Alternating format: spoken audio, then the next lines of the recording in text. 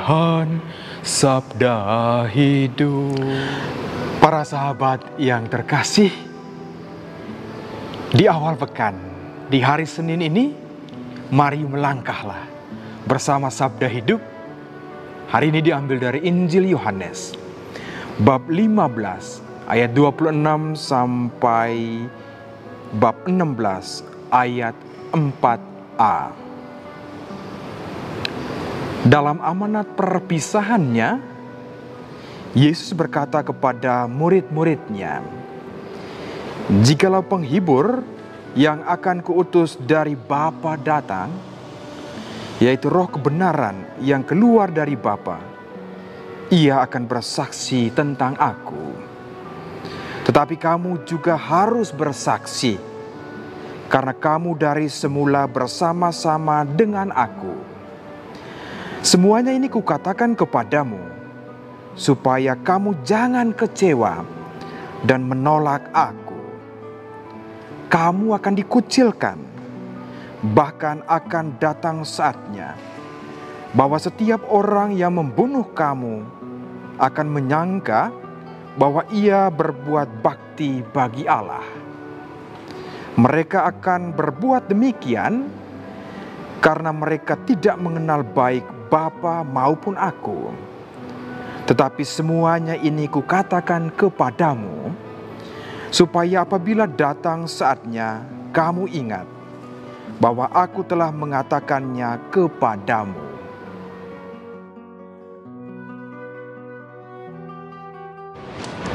Tetapi kamu juga harus bersaksi.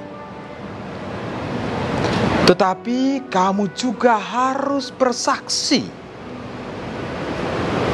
Tetapi kamu juga harus bersaksi. Para sahabat yang terkasih, dari awal bagaimana suara saya begitu kecil, kemudian pelan-pelan naik dan lebih tinggi lagi. Itu membahasakan kenyataan tentang kesaksian kita akan nama Tuhan Yesus. Kalau kita tanya orang-orang Katolik, "Kamu orang Katolik ya?" Biasa suaranya, "Iya." "Kamu Katolik ya?" "Iya." "Kamu Katolik ya?" "Iya."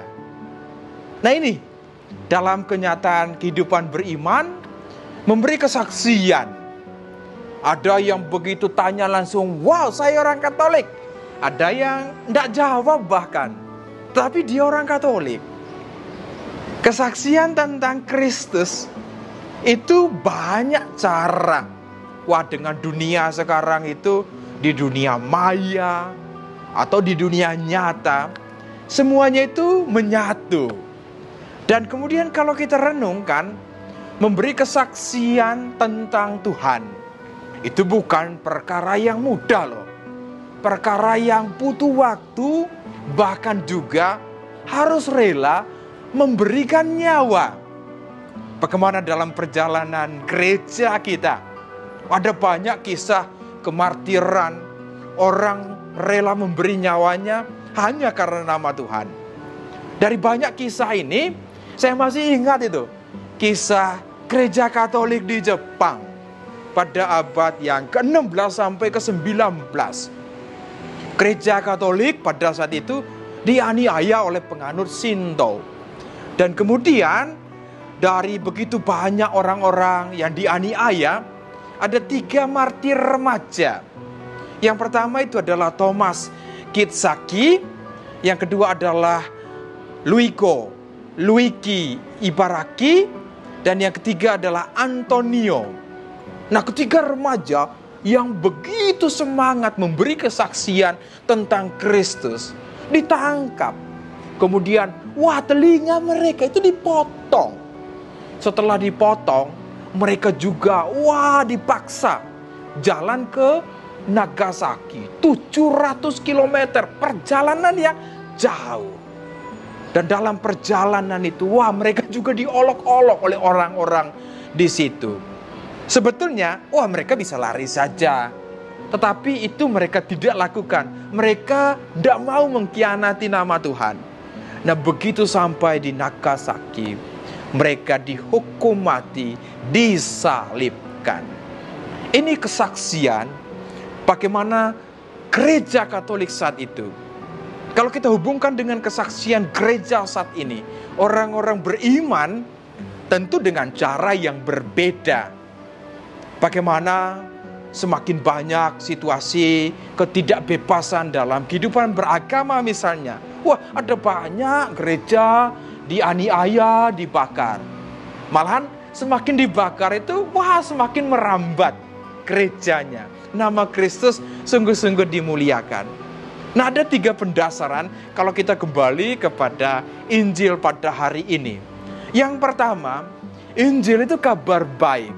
Kabar baik yang diberitakan oleh Tuhan Yesus. Dan Injil itu adalah Yesus sendiri. Bagaimana melalui kesaksian Yesus sendiri.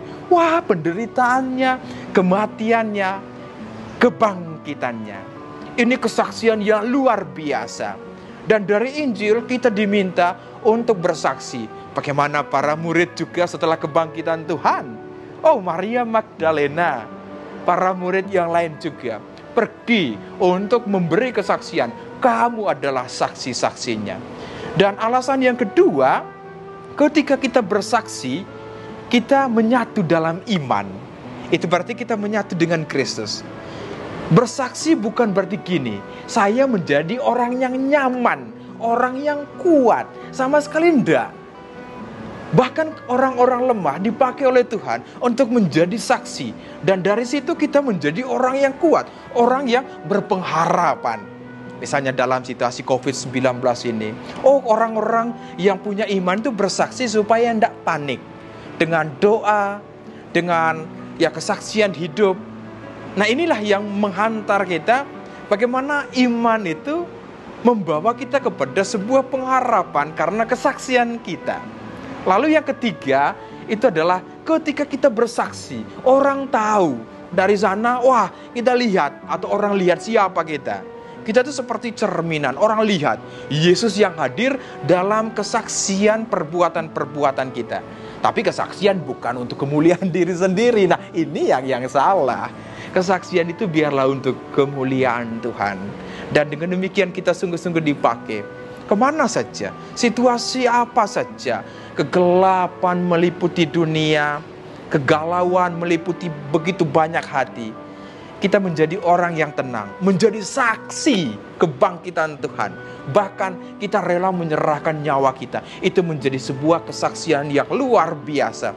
Seperti kisah 3 martir remaja dari Jepang. Mari melalui kehidupan kita yang biasa-biasa, tetapi itu menjadi sebuah kesaksian yang luar biasa.